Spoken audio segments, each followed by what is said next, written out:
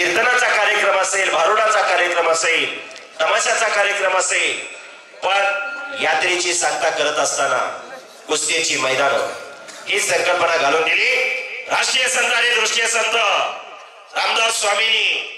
गाव तिथं हनुमान मंदिर आणि गाव तिथं तालमी उभा केल्या। पाट्या 4 वाजल्यापासून तरुण पोरं तालमीत जाऊ लागली, घाम गाळू लागली। ही परंपरा हजारो वर्षापूर्वीपासून चालत आलेली आहे, आपल्या पूर्वजांनी जपलेली परंपरा आहे। आजही जपतोय आपण आणि पुढच्या पिढीला जपण्यासाठी आदर्श देतोय। एक गणित अनेक वेळा रावसाहेब बाप्पांना सांगितलं, महाराष्ट्रात कुस्ती शबास हो हो हो, कुस्ती खेळा एवढा खर्च कुठल्याही खेळावरती होत नाही। आज तानाजी मधने सर आहेत, परशुराम पवार आहेत, राजाभाऊ देवकाते आहेत, हनुमंत शेंडगे सर आहेत, सुहास दिवशे आहेत, त्याचबरोबर इथं प्रशांत भागवत सर आलेले, रामदास गायकवाड आलेले, आम्ही संपूर्ण महाराष्ट्रभर फिरणारी मंडळी। 1 जानेवारी ते जून अखेर या महाराष्ट्रामध्ये 2000 मैदानं पार पडली। पुण्यासारख्या ठिकाणी 20-20, 25-25 लाख रुपये एका मैदानाचं बजेट असतं, पण सर्वसाधारणपणे 5 लाख रुपयांनी जरी मैदानाचं बजेट धरलं तर 100 कोटी रुपये या महाराष्ट्राच्या कुस्ती खेळावर खर्च होतोय। हे पैसे सर्वसामान्य जनतेचे, शेतकरी वर्गाचे, जो शेतकरी रोज 10 लिटर सकाळी आणि 10 लिटर संध्याकाळी डेअरीला दूध घालतो, तो गावात 2000 रुपये वर्गणी देतो कुस्तीसाठी। 100 कोटी रुपये खर्च होत असेल या महाराष्ट्राच्या कुस्तीवर 6 महिन्याच्या कालखंडात, तरी कुस्ती अधोगतीकडे का, याचा खऱ्या अर्थाने विचार केला पाहिजे। आज गोविंदात्या काकासाहेब पवार त्यांच्याकडे 200-250 मुलं सराव करताय। कुस्ती अधोगतीकडे काय येत चाललेली आहे, कुस्ती प्रगतीकडे पाहिजे। राजाराम मगर नातेपुते महाराष्ट्र केसरी तानाजी आबा बनकर यांच्या स्मरणार्थ चालू कुस्तीमध्ये जो पैलवान विजय होईल, 2100 रुपयाचं बक्षीस जाहीर झालेलं आहे। विजयी त्या पैलवानला बक्षीस दिलं जातं। पैलवानाच्या खुराकात भर पडावी, त्याची जोड वाढावी म्हणून बक्षीस दिलं जातं। पैसे आणि बक्षीस यात फरक आहे।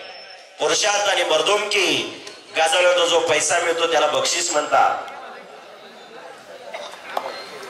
खरोखर 2019, 20, 21 हे कोरोनाचा कालखंड गेला। या कोरोनाच्या कालखंडामध्ये कुस्ती संपते काय अशी परिस्थिती निर्माण झाली होती।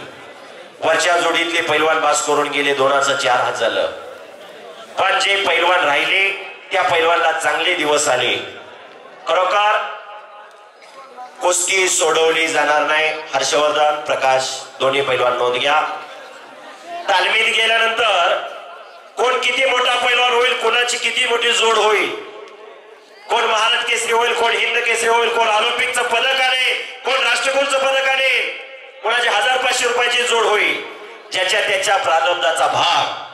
पण ही लाल माती समाजामध्ये माणसासारखं माणसाला वागायला आणि माणसासारखं माणसाला जगायला खऱ्या अर्थाने शिकवत असते। अहो 100 ग्राम वजन झालं त्यात विनेश त्याच्याबद्दल जरा 2 शब्द सांगाय, कशी रीत आहे। महाराष्ट्र हे असं राष्ट्र आहे अप्पा। आता आम्ही तुम्हाला काही सांगणं चुकीचं वाटतंय, आजीला नातूने ज्ञान शिकवले, पण महाराष्ट्र असं राष्ट्र आहे की इथं कुठल्याही पैलवानवर कधी अन्याय होत नाही। पण ऑलिम्पिक वीर खाशाबा जाधव यांच्यापासून आज तागायत महाराष्ट्रातल्या, भारतातल्या अनेक पैलवानवरती अन्याय झाला। आपण परवाचं उदाहरण बघितलं, गोविंदात्या हरियाणामध्ये गेले होते, तिथल्या पैलवानची काय पद्धत, तिथल्या याचे काय आपण सोशल मीडियाच्या माध्यमातून बघितलं। महाराष्ट्रात तो प्रकार कधीच होत नाही, कुठल्याही पैलवानवर कधी अन्याय केला जात नाही। कुस्ती खेळ आहे आणि कुस्ती टिकावी, कुस्ती खेळाचा खेळ कोंडोबा होऊ नये हे महाराष्ट्रात फक्त जाणलं जातं। दत्ताबाया कोणाला बोलवतोय?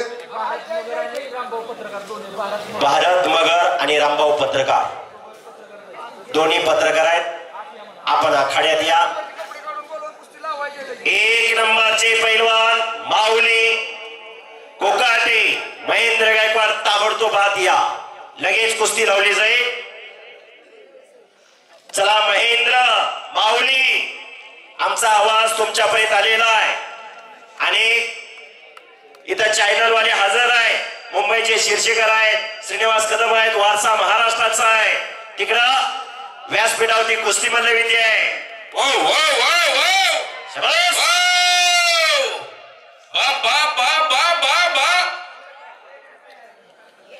दोघांनी एकमेकाच्या चड्ड्या पकडल्या होत्या.